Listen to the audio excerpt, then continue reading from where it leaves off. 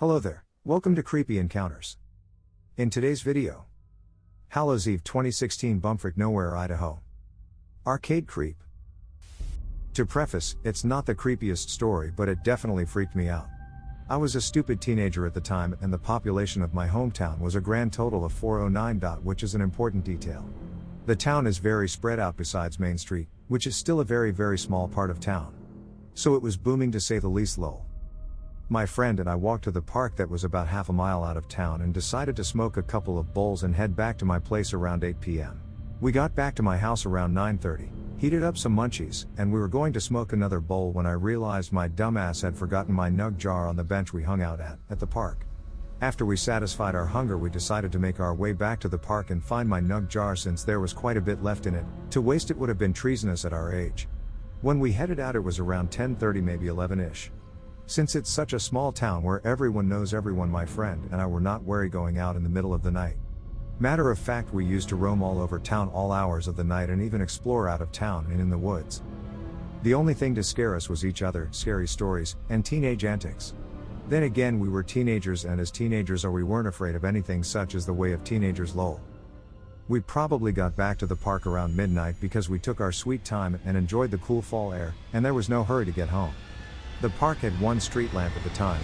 Since then they've renovated a bit and added some new equipment and 2 more street lamps at the entrance to the park. The rest of the park was rather dark and it was a very cloudy night, so not much natural light either. On the other side of the park is a very small airport for small personal planes, mostly used by the search and rescue department and fire department. The park is about 2 football fields long with very few trees except around the river. Our bench was on the outer edge of the park, blocked by a few trees with a nice view of the river and a good view of the airport. We walked the road around the park and headed down Airport Road to our bench to save time instead of walking through the park itself. About 50 feet from our bench is this older black car with very tinted windows parked behind the sign for the park. We didn't necessarily think it was creepy, but from what we could tell there was no one in or around the car. We did a quick inspection of the car as we passed by. We didn't press our faces up to the windows or anything, but we tried to peer through the windows as we passed it. We still couldn't see anyone in the car, but we couldn't see through the windows anyway with the tint. I made a comment about how that seemed a little shady seeing as it was a decent sized older car. But we brushed it off and walked the rest of the way down and over to our bench. My nug jar is still sitting right where I left it. My friend joked about how forgetful I already was and how I probably shouldn't be smoking or at least be in charge of the pot because this wasn't the first time I had accidentally left it somewhere after a sesh. We continued joking around and harassing each other as we headed back up the road. Passing the car again, I couldn't help but be a little uneasy, and I couldn't pinpoint why exactly it struck me as shady. We were about 15 to 20 feet in front of the car when we heard a jingling noise come from the airport field to our right. Me being a dumbass, I stop and try to see what's making the noise, thinking maybe it was a dog with a collar or something. It took me probably 5 seconds to find the source of the noise. When my eyes finally focused enough, I could make out 2 figures dressed in dark clothing wearing innocuous plain white masks crouching slightly but running towards us, or should I say me, at full speed, one coming from my left side and one from my right side. They were about 30 feet away from me. I turned and saw my big strong, he always thought he was tough I mean he was muscular, but rather skinny and not very intimidating, male friend about 100 yards away from me at this point running for his goddamn life. He didn't think twice about the situation. He just bolted and left me behind. I took off after him, but not straight down the road. I ran to my left and slightly up through the park towards the road to meet back up with my friend, but clear as much distance between those people and myself before doing so.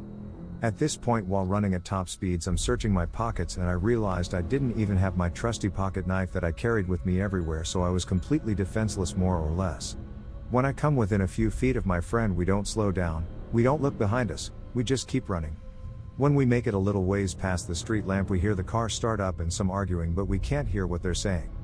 At the entrance of the park you can take the road back up to the main road where you can head left to town, or you run through the lightly wooded area with a few trails, but very unkempt and mostly overgrown with underbrush and blackberries.